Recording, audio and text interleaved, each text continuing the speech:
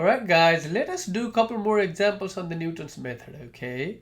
So the question is similar, so use Newton's method to approximate the zeros of, this is the function now, okay? Fx equals to 15 times square root x minus 9 minus 2x.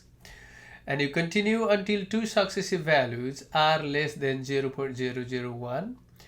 Then find the zeros to 3 decimal places using calculator and compare the result. So this is the same question here, but the function is different there, okay? Now, f of x is given as 15 times root x minus 9 minus 2x. I plugged that in the calculator and then I adjusted the window to see between 0 and 50. I saw this graph.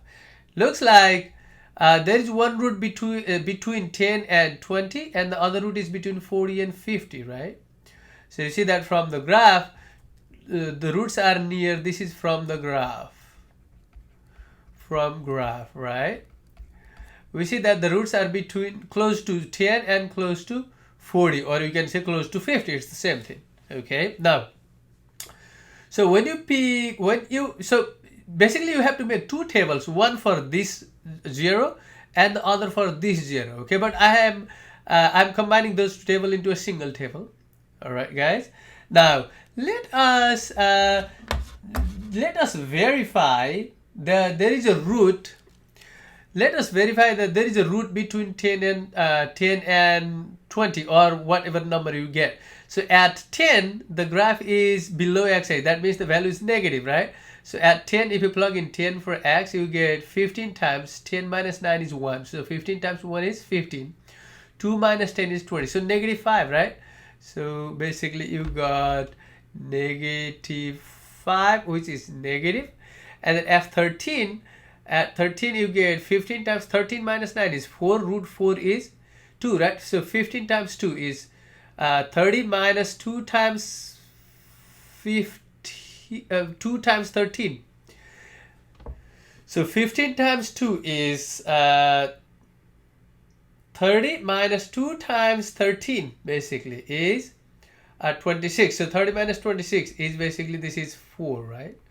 Which is positive. So there is a root. See that thing I wrote here? And also what is xn plus 1 is basically xn minus f of xn over f prime of xn. That's what I wrote here. So I made the three columns, n, xn, and then xn plus 1 is xn minus fxn over f prime of xn. Fxn is that value, right? I copied that thing there, and I found the derivative. I copied the derivative on the denominator there. You see that? Now at n equals to 1, I want to find I want to give a random value. I want to pick a random value xn. Let's say the random value is, let's say 11, so let's say 10.7.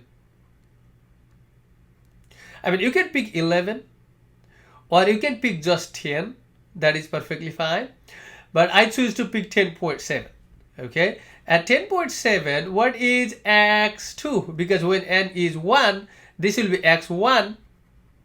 This is x1 and this will be x2, right? x2 will be x1 minus, you do x1 minus 15 root x1 minus 9 minus 2x1. You see that? Divide by, you get 15 over 2 root x1 minus 9 and then minus 2. You plug in that x1 value and then you will get 11.1910. Now at 2 it will be x2. You copy that x2 value, 11.1910. And then what you get is, this is x2, so n is 2, means this will be x3, right? Because n is 2, so x2 plus 1 will be 3. So it will be x2 because n is 2, so 2 and then 2, 2, 2. If you do that, you will get the value of 11.2494. 11.2494. That's what you get.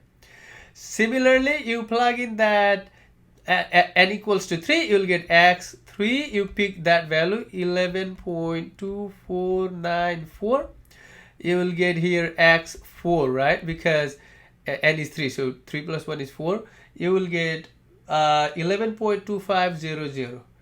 So 11.2500. Should we stop? Because what was the difference between this and that? It was 11.19, 11.24. It was 0.05. But if you do this, you will get less than 0.001, right? So we stop.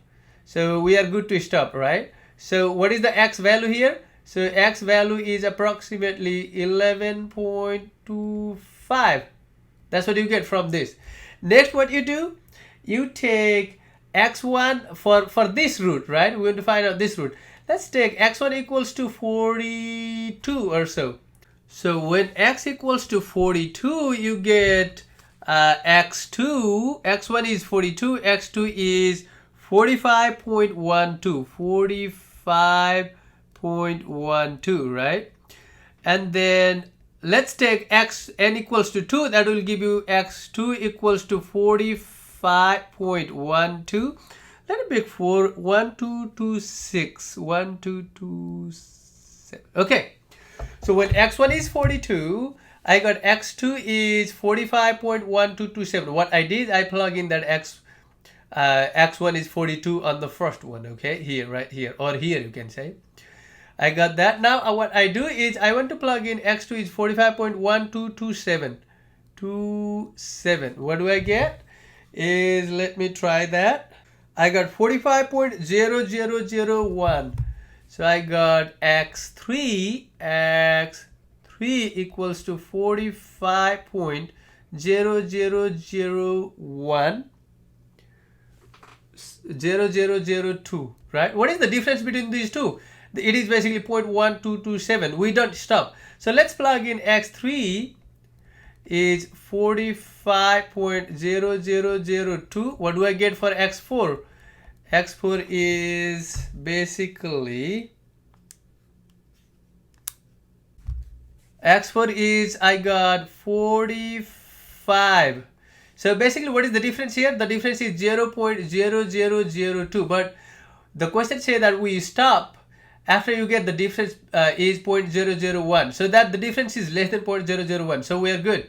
So we found the both roots, right? So basically x is approximately equal to 45.0, right? Or 45, just 45 you can say. So in the next example, almost all the steps are exactly the same. Okay, so what we do is here the function is given. I found the derivative. That's the derivative. From the graph you see that the root must be near -1, 1 and 4, right? So there are roots between -2 and -1. That's that root. 0 and 1, that's this root. And then between 3 and 4, that's the another root. So 0 is on the x-intercept, right? Now what is xn plus 1? This is the Newton's method. I put xn minus fxn. That's what this is. Divided by f prime of xn, right? So that's what you got. Now what we do here is we take n equals to 1. So x1, I want to find out this value, okay? This value. Let us start with -1 here. I plug in -1 at -1, you get negative value. At -2, you got positive value. So there is a root between -1 and +1, right? So what we do is I want to try with start with -1. My guess is -1, okay? So what I do is, so this xn plus 1, when you take n equals to 1, this is x1, this will be x2, right? So you get x2 equals to, replace this n by all n by 1, you will get x1 cubed minus 2.7 x1 squared. So you can use calculator to calculate that. I got the value -1.4685. -1.4685, okay? And at 2, x2 is that value, right? -1.4685. When I do that, then n equals to 2 means this will be x3. x3 will get -1.3437. -1.3437. Now our x3 is -1.3437. What is the x4? x4 you from calculator I get -1.3318. -1.3318.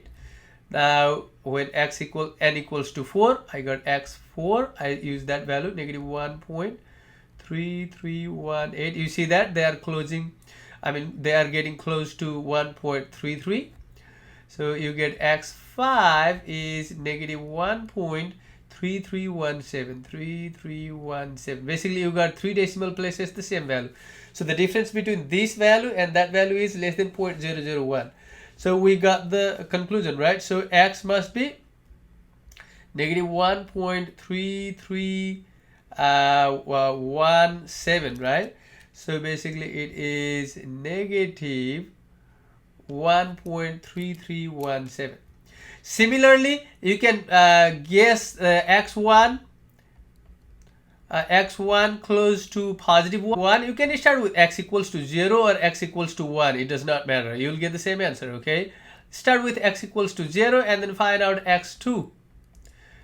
Okay, and then put that x2 here and find out x3 and so on. Okay, you will get x is almost equal to 0.5176, and similarly for this one you are taking between 3 and 4. If you start with x1 equals to 3, you will get x2 equals to some value and put that x2 here and then find out x3, right?